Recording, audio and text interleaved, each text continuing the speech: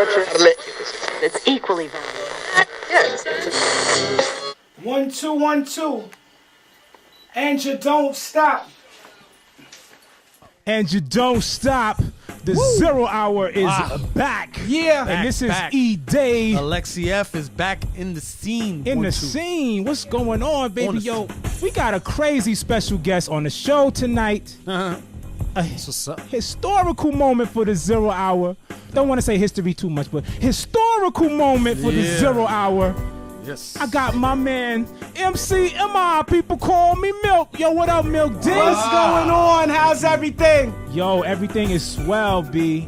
So good, man. Thank you for coming through. Thanks dog. for having Appreciate me. That, Yeah, dog. man, a lot you of in the fun. house, man. I appreciate that very much, man. There's no question. Anybody out there don't know who Milk D is, then you might as well fall off the face of the earth, because you had to know one of the pioneers of this hip hop music, one of the people who pushed it forward, who has one of the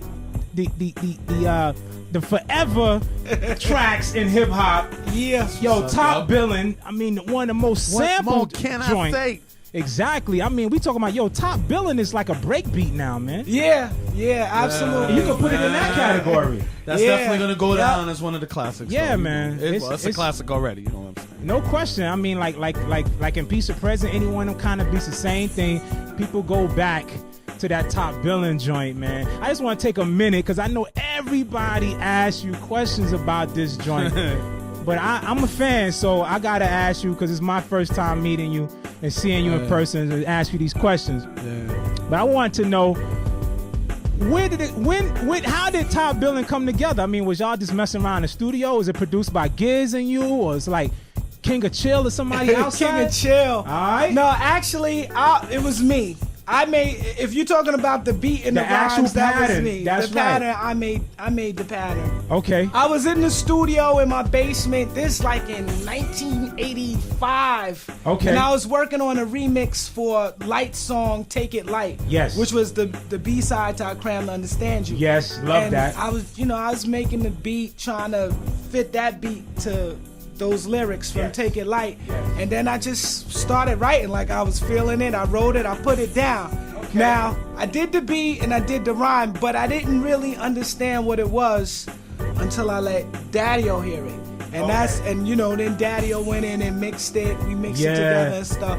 But Daddy-O was like, yo, this is the one. I was like, oh, word. And I was sick that night too when I put it. Because I was going to say, like, it's so ill. Like, Daddy-O, came up. I mean, like really was instrumental in the background and audio too. Few projects, bubbling. The I Cram to Understand You joint, all that. Yeah, he's my mentor. Oh, word? Yeah, I'm feeling that, man. I definitely got to get Daddy-O at the ZRO Hour, man. He is somebody that's definitely needs to be appreciated. That's for sure. And one of the things I noticed, like, that Top Billin joint is like hard, like Ghost Stetson 1. I mean, like, just Classic. just the crunchiness. Classic. I mean, what kind of machine you use to do that joint, yo? Good question. I'm asking joints because I'm a producer. I like to know. All right. I'm gonna tell you, and this gonna bug you out. Right. The beat I used a Boss 2-second foot pedal sampler. Like this before S950s It's and like all a of that. Boss SE20 or something like that. I don't remember the number, but you basically it's a foot pedal for a sampler. guitarist, right? Yeah. This before all the real samplers. That's all I had.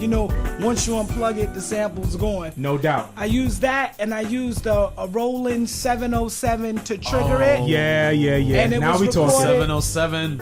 On a Tascam cassette 4-track, the 248. I think that was the number. What? 248 or 246. Oh, so that that's song crazy. was recorded on 4-track cassette. First, and then they dumped it to like a 2-inch or whatever. We went into the studio and ran it through the board. Right. But it was on the 4-track. That's why I got that sound, man. It got that grit, that crunch to the beat. You telling me, first of all, it's like a guitar pedal sampler. Then it's off the 707, which is like world famous, man. Come on, anybody know anything about Roland joints? Yeah. That's what's up, man. 505, 707. That's what's up, man. And I'm 808s, 909s. That's right. 626. Yes, HR16. That's right, man. The Elisa's joints, man.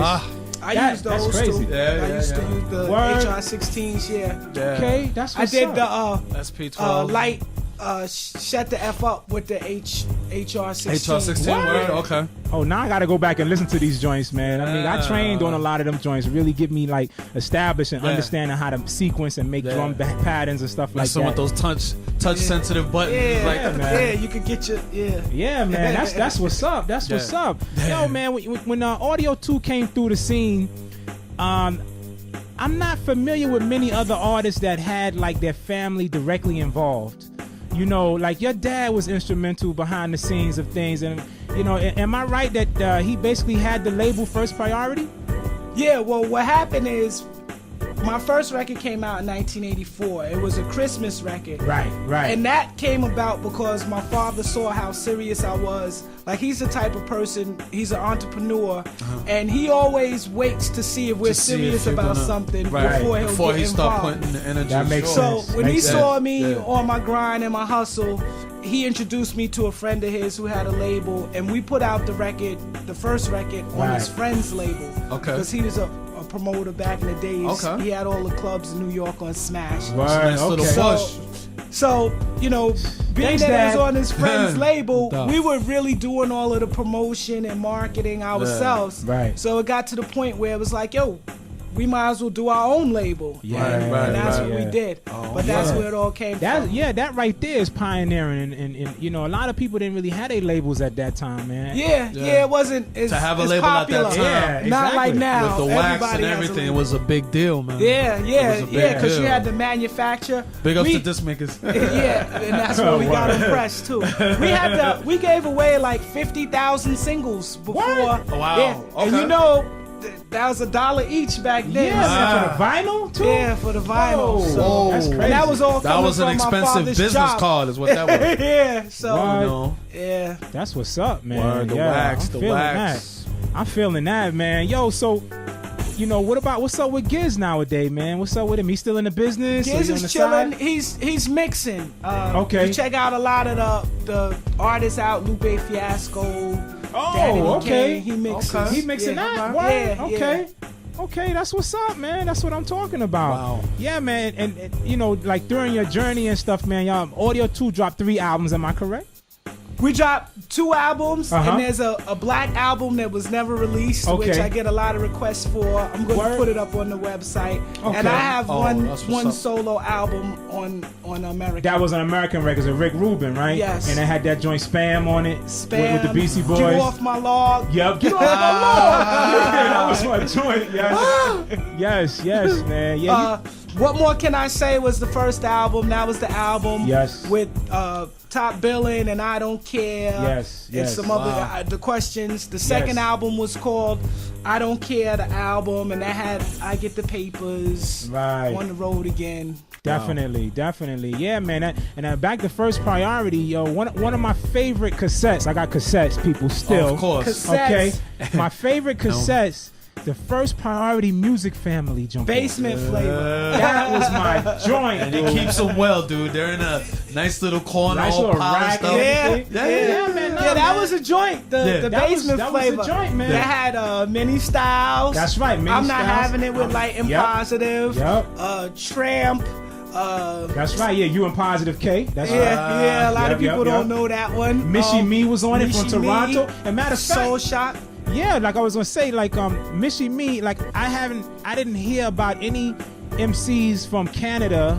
She's from Toronto, am I correct? Yes. I haven't heard anything about any MCs from Canada before that time, and she was like the first artist, like outside of New York, International, yeah. that I really saw brought to the fold, and it came through y'all again, once again. Yeah, we always Groundbreaking stuff right yeah, there, man. we were always trying to innovate and do things that other people didn't do. We recorded the album in Jamaica. Oh, what? Yeah, Word? with Okay. Pinches and a lot of the famous reggae cats. Yeah. That, they had me Right. out there. Yeah, That's Oh, crazy. that was man. groundbreaking right there. Yeah, to be yeah. able to go out there and do